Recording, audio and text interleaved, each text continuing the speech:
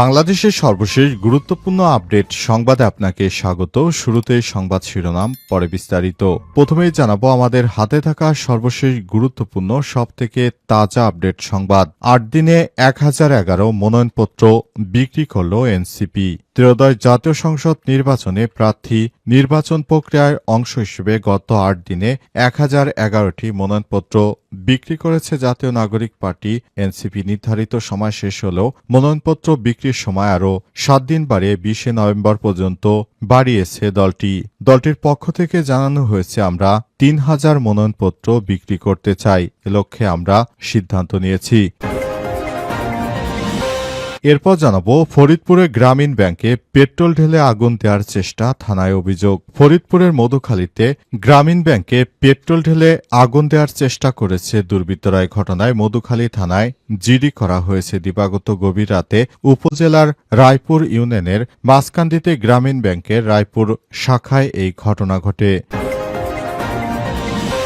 এদিকে সরকার পতনের পেছনে যুক্তরাষ্ট্রের হাত ছিল না, সিএনএন নিউজকে বলল শেখ হাসিনা।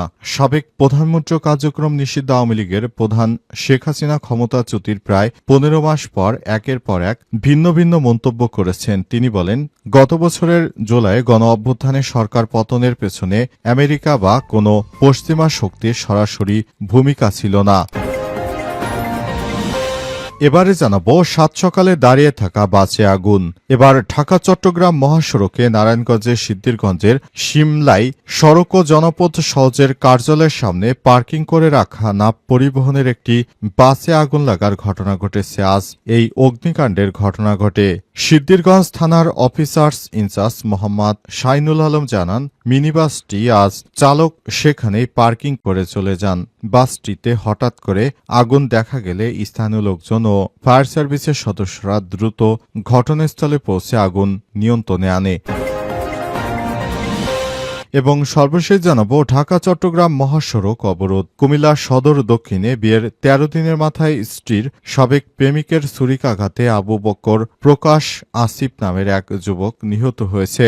এই ঘটনায় জড়িতদের শাস্তির দাবিতে মরদেহ নিয়ে ঢাকা চট্টগ্রাম মহাসড়ক অবরোধ করেছে নিহতের স্বজন ও এলাকাবাসী। এই ঘটনার পরই ঢাকা চট্টগ্রাম মহাসড়ক দিয়ে যান চলাচল বন্ধ হয়ে যায়। প্রিয় দর্শক, এতক্ষণ শুনছিলেন সংবাদ শিরোনাম, এবারে বিস্তারিত। তবে তার আগে বন্ধুরা, অনুরোধ থাকবে এই সংবাদটিতে একটি লাইক দিন।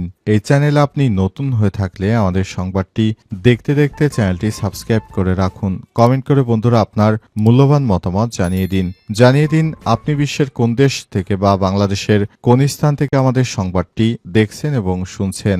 আর বন্ধুরা, সংবাদটি আপনার সোশ্যাল মিডিয়া ফেসবুকে শেয়ার করে বন্ধুদেরও দেখার সুযোগ করে দিন। গাজা যুদ্ধে আপনি যদি নিরীহ ফিলিস্তিনিদের ভালোবেসে থাকেন, কমেন্টে ইয়েস লিখে বিশ্ববাসীকে জানিয়ে দিন। এবারে বিস্তারিত। ৮ দিনে ১,০১১ মনোনয়নপত্র বিক্রি করল এনসিপি। ত্রয়োদশ জাতীয় সংসদ নির্বাচনে প্রার্থী নির্বাচন প্রক্রিয়ায় অংশ হিসেবে গত ৮ দিনে ১,০১১টি মনোনয়নপত্র বিক্রি করেছে জাতীয় নাগরিক পার্টি এনসিপি। নির্ধারিত সময় শেষ হলেও মনোনয়নপত্র বিক্রির সময় আরও ৭ দিন বাড়িয়ে ২০ নভেম্বর পর্যন্ত বাড়িয়েছে দলটি। শুক্রবার ১৪ নভেম্বর সন্ধ্যায় রাজধানীর বাংলা মোটরে অস্থায়ী কেন্দ্রীয় কার্যালয়ে আয়োজিত এক সংবাদ সম্মেলনে তথ্য জানান এনসিপির মুখ্য সমন্বয়ক ও কেন্দ্রীয় নির্বাচন পরিচালনা কমিটির প্রধান নাসির উদ্দিন পাটোয়ারি। তিনি আরও বলেছেন, দলটি লক্ষ্য ৩,০০০ মনোনয়নপত্র বিক্রি করা। আগামী কয়েকদিনে ইনশাল্লাহ আমরা এই লক্ষ্য অর্জন করতে পারব। তিনি বলেন, চিকিৎসক, আইনজীবী, পেশাজীবী, ব্যবসায়ী, আলেমোলামা, শিক্ষক সহ বিভিন্ন শ্রেণী পেশার মানুষ, তাদের মধ্যে আগ্রহ বাড়ছে এই মনোনয়নপত্র কিনতে। তিনি মনোনয়নপত্র সংগ্রহ করা যাবে বাংলা মোটরের রূপায়ণ ট্রেড সেন্টারে দ্বিতীয় তলা থেকে এবং অনলাইন ও অফলাইনের মাধ্যমে। সংবাদ সম্মেলনে সাংবাদিকদের ও মনোনয়নপত্র কেনার আহ্বান জানান নাসির উদ্দিন পাটোয়ারি। তিনি বলেন, আপনাদের মজুরি এখনো ঠিক হয়নি। নিজের অধিকার নিয়ে সংসদে কথা বলার জন্য মনোনয়নপত্র তুলতে পারেন। তিনি আরও জানান, দক্ষ সৎ মানুষ রাজনীতিতে আনতেই এনসিপির এই উদ্যোগ। গডফাদার, চাঁদাবাজ, সন্ত্রাসীদের নয়, আমরা ভালো মানুষের সংগঠন বানাতে যাই। সেজন্য আমরা অনেক দিন ধরে চেষ্টা করছি। আমি আশা করছি এদেশের প্রতিটি সচেতন মানুষ আমাদের পাশে থাকবে। আমরা দেশটাকে ভালো কিছু দিতে চাই, সেই অপেক্ষায় রয়েছি আমরা। তিনি আরও বলেছেন, এ অবস্থায় চলতে থাকলে এনসিপি একদিন বাংলাদেশের সবথেকে বড় রাজনৈতিক দল হবে ইনশাআল্লাহ। ফরিদপুরের গ্রামীণ ব্যাংকে পেট্রোল ঢেলে আগুন দেওয়ার চেষ্টা, থানায় অভিযোগ। ফরিদপুরের মধুখালীতে গ্রামীণ ব্যাংকে পেট্রোল ঢেলে আগুন দেওয়ার চেষ্টা করেছে দুর্বৃত্তরা। এই ঘটনায় মধুখালী থানায় জিডি করা হয়েছে। শুক্রবার 14 নভেম্বর দিবাগত গভীর রাতে উপজেলার রায়পুর ইউনিয়নের মাঝকান্দিতে গ্রামীণ ব্যাংকের রায়পুর শাখায় এই ঘটনা ঘটে। রায়পুর শাখার দ্বিতীয় শাখা ব্যবস্থাপক বাবুল হোসেন বলেছেন, দুর্বৃত্তরা ন্যাকড়ায় পেট্রোল দিয়ে আগুন জ্বালিয়ে ব্যাংকের মূল দরজা দিয়ে ভেতরে দেওয়ার চেষ্টা করছিল।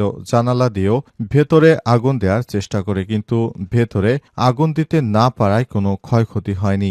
সকালে ঘটনাটি দেখার পরেই থানায় জিডি করেছে গ্রামীণ ব্যাংকের রায়পুরা ব্রাঞ্চের ব্যবস্থাপক নাবিলা নূর পিয়া। তিনি বলেছেন, শুক্রবার দিবাগত রাত 3টা থেকে 3:30টার দিকে দুর্বৃত্তরা ব্যাংকের দরজার সামনে পেট্রোল ঢেলে আগুন দেয়। তবে ভেতরে কোনো ক্ষয়ক্ষতি হয়নি। দরজার সামনে কালো ধোঁয়া দেখা যায়। ঘটনায় স্থানীয়রা থানায় জিডি করেছে। মধুখালীর থানার ভারপ্রাপ্ত কর্মকর্তা ওসি এস এম নুরুজ্জামান বলেছেন, পুলিশ ঘটনাস্থল পরিদর্শন করেছে। কে বা কারা আগুন দিয়েছে তা খতিয়ে দেখা হচ্ছে। এ বিষয়ে আইনগত ব্যবস্থা প্রক্রিয়াধীন। দেশের অভ্যন্তরে সব নাশকতা ছড়িয়ে যারা দেশের বিরুদ্ধে ষড়যন্ত্র করছে তাদেরকে পুলিশের সদস্যরা কোনোভাবেই ছাড় দেবে না। যারা এই ধরনের কর্মকাণ্ড করছে তারা হচ্ছে এই দেশের শত্রু। এসব শত্রুদেরকে কোনোভাবেই ছাড় দেবে না পুলিশের সদস্যরা বলে তারা নিশ্চিত করেছে। যারা কোনো আর্থিক প্রতিষ্ঠানে আগুন দেওয়ার মতো নিকৃষ্ট ঘটনা ঘটায় তারা দেশের জনতা নয়, বরং তারা দেশের শত্রু। তাই এসব শত্রুদের ব্যাপারে সরকারের কঠোর পদক্ষেপ রয়েছে। সরকারের পক্ষ থেকে বলা হয়েছে যে বা যারা এই ধরনের অগ্নিসন্ত্রাস করার চেষ্টা করবে তাদেরকে প্রতিহত করতে হবে। তা না হলে দেশের মধ্যে আরো বড় ধরনের বিশৃঙ্খল পরিস্থিতি তৈরি হতে পারে। তাই সবাইকে একযোগে এই বিষয়গুলো খুবই গুরুত্ব সহকারে দেখতে হবে। সরকার পতনের পেছনে যুক্তরাষ্ট্রের হাত ছিল না, সিএন নিউজকে হাসিনা।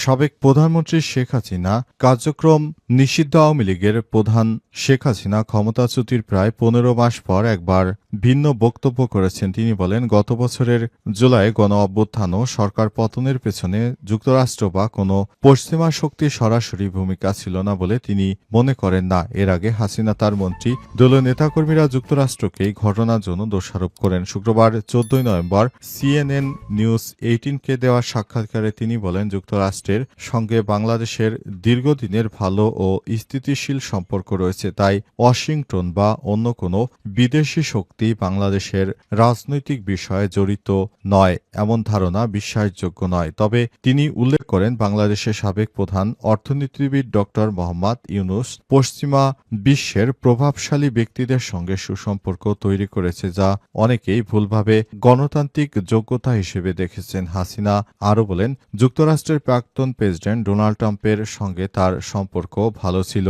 গত বছর জুলাইয়ে সরকারি চাকরিতে কোটা সংস্কারের দাবিতে শিক্ষার্থীরা শান্তিপূর্ণ আন্দোলন শুরু করেন। তবে আওয়ামী লীগের ছাত্র সংগঠন ও সশস্ত্র ক্যাডারদের হামলার ফলে সহিংসতা ছড়িয়ে পড়ে। রাস্তায় রক্তপাত দেখা দেয় এবং জনরোষ তীব্রভাবে আন্দোলনে বৃদ্ধি পায়। এই পরিস্থিতিতে সরকার পতনে দাবি উঠলে শেখ হাসিনা দেশ ত্যাগে বাধ্য হয়। জাতিসংঘের মানবাধিকার হাই কমিশন ও HCHR প্রতিবেদনে জানানো হয়েছে, জুলাই আগস্টে গণ অভ্যুত্থানে 1000-এর বেশি মানুষ নিহত হয়েছে। নিরাপত্তা বাহিনীর সামরিক অস্ত্র ও শটগানের গুলিতে অধিকাংশ নিহত হন। ওই সময় শেখ হাসিনার ভূমিকা নিয়ে বিভিন্ন তদন্ত প্রতিবেদন প্রকাশিত হয়েছে।